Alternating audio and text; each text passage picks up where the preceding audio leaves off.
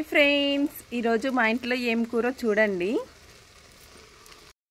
చూస్తున్నారు కదా, ఇదైతే మట్టికాయలు, బెండకాయలు, పుల్లగూర, అలాగే దీంట్లో ఒక 2-3 వంకాయలు కూడా వేసింది మా అమ్మ వెరైటీగా. ఇంతకుముందు అయితే బెండకాయలు, మట్టికాయలు, పుల్లగూరే చేస్తానండి. ఈరోజు అయితే ఒక 2-3 వంకాయలు అయితే వేసింది. నేనైతే అదే పనిగా అడిగి మరీ చేయించుకుంటున్నాను. ఈ కూర చాలా బాగుంటుంది అసలు. ఇది పొయ్యి మీద బాగా కొంచెం ఆయిల్ వేసి మొత్తం బాగా వేయించాలి, పచ్చివాసన పోవాలి, బాగా వేగాలి. అప్పుడే కర్రీ అనేది చాలా టేస్టీగా ఉంటుంది. చూడండి, కొంచెం ఉప్పు వేసుకుందాం. ఇప్పుడు ఈ కూరగాయలు, మట్టికాయలు, బెండకాయలు బాగా వేగితేనే కర్రీ అనేది మంచి టేస్ట్ అయితే వస్తుంది.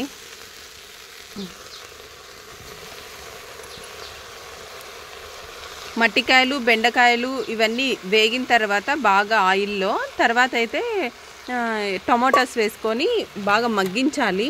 వెంటనే నీళ్ళు పోయకుండా టమాటోలో ఉన్న నీటితో కొద్దిసేపు వేయిస్తే బాగుంటుంది.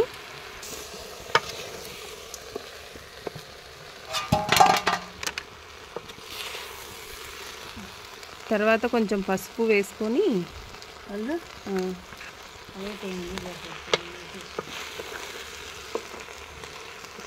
ఉప్పు, పసుపు, పచ్చిమిరపకాయలు కూడా వేయించేసాము ఈ మట్టికాయలు, బెండకాయలతో పాటు.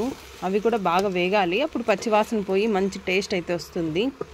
ఇప్పుడు వెంటనే నీళ్ళు ఏం వేయకూడదు. టమోటాస్ వేసిన తర్వాత కొంచెం సేపు మగ్గనివ్వాలి. ఈ కూరకు ఉప్పు, కారము, పులుపు కొంచెం బాగానే పడతాయి. ఉప్పు, కారము, పులుపు బాగా పడితే కనుక మంచి టేస్ట్ అయితే వస్తుంది. టమోటాస్ కొంచెం మగ్గిన తర్వాత చింతపండు కూడా వేసేసి తగినంత వాటర్ అయితే వేసేసుకోవాలి. వాటర్ వేసుకొని కొంచెం మంట పెట్టి మూత పెట్టి ఉడికించేస్తే మనకు పప్పు అయితే రెడీ అయిపోతుంది. పుల్లగూర అంటాము, పప్పు అంటాము, ఏదైనా అనొచ్చు. చూడండి, ఇప్పుడు పుల్లగూర అయితే ఉడుకుతుంది. మంట అయితే ఎక్కువ పెట్టలేదు, మళ్ళీ మాడిపోతుంది అనేసి తక్కువ మంట అయితే పెట్టాము, మీడియంగా. ఇప్పుడైతే ఇది కలిదిద్దాము, ఒకసారి కలబెడదాము.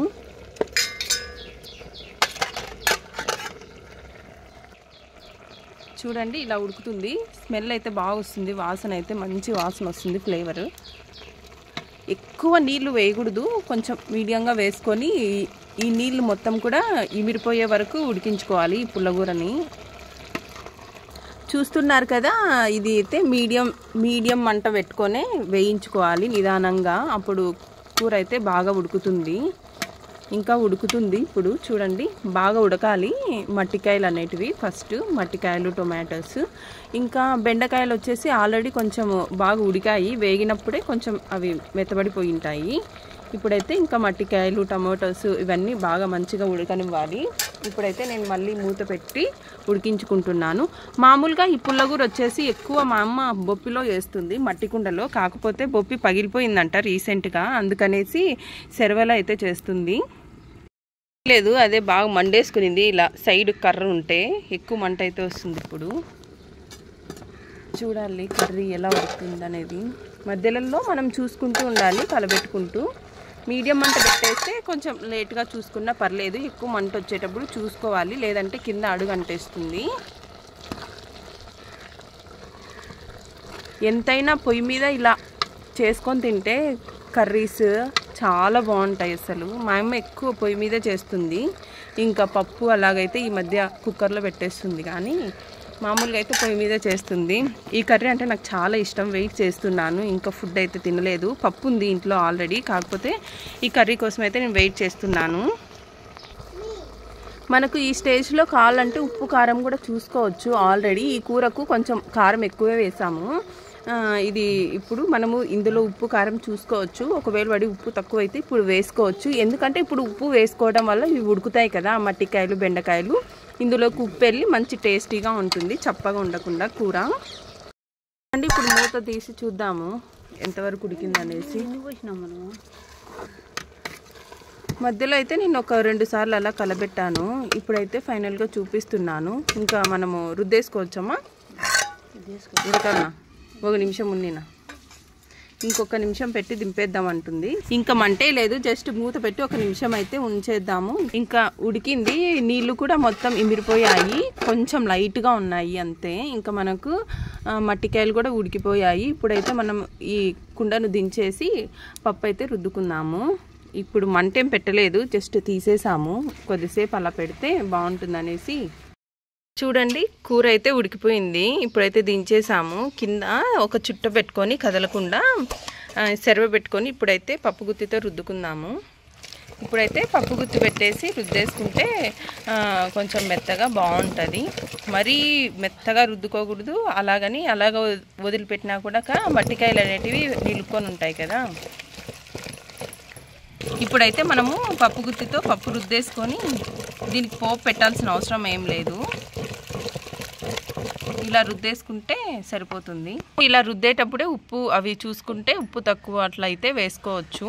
ఇప్పుడైతే మాకు పర్ఫెక్ట్గా సరిపోయింది. ఉప్పు కొంచెం వేయాలా? ఇప్పుడైతే టేస్ట్ చేద్దాము. ఉప్పు అయితే సరిపోయింది, ఇంకా లైట్గా వేయచ్చు కావాలంటే. ఇంత కొంచెమే అయితే వేస్తున్నాను, సరిపోతుంది పర్ఫెక్ట్గా. ఇప్పుడు టేస్ట్ అయితే చాలా బాగుంది అసలు, కొంచెం స్పైసీగా పుల్లగా, ఉప్పు కూడా పర్ఫెక్ట్గా సరిపోయింది. చూడండి కూర అయితే రుద్దేసాము. ఈ విధంగా రుద్దుకుంటే సరిపోతుంది, మరీ మెత్తగా అయినా కూడా ఏం బాగోదు అసలు కూర. చూడండి ఎంత బాగుందో, నాకు చూస్తుంటే తినేయాలనిపిస్తుంది. పప్పు గుత్తి తీసేసి ఇప్పుడు గిన్నెలో అయితే వేసేసుకున్నాము కూర. చూడండి కూర అయితే రెడీ అయిపోయింది. ఒక గిన్నెలోకి అయితే తీసుకున్నాము. ఒక పెద్ద గిన్నెకి అయితే అయ్యింది కూర, ఇంకా బాగా తినొచ్చు. టేస్ట్ అయితే చాలా బాగుంటుంది. బిర్యానీ అయినా ఒకసారి తింటే రెండోసారికి కొంచెం బోరింగ్ అనిపిస్తుంది, కానీ ఈ కూర మాత్రం అసలు బోర్ అనిపించదు. ఒకవేళ పడి మీరు తినకుంటే ఒకసారి ట్రై చేయండి, చాలా బాగుంటుంది ఈ కర్రీ. ఓకే ఫ్రెండ్స్, వీడియో నచ్చినట్లయితే లైక్ చేసి సబ్స్క్రైబ్ చేసుకోండి. బాయ్.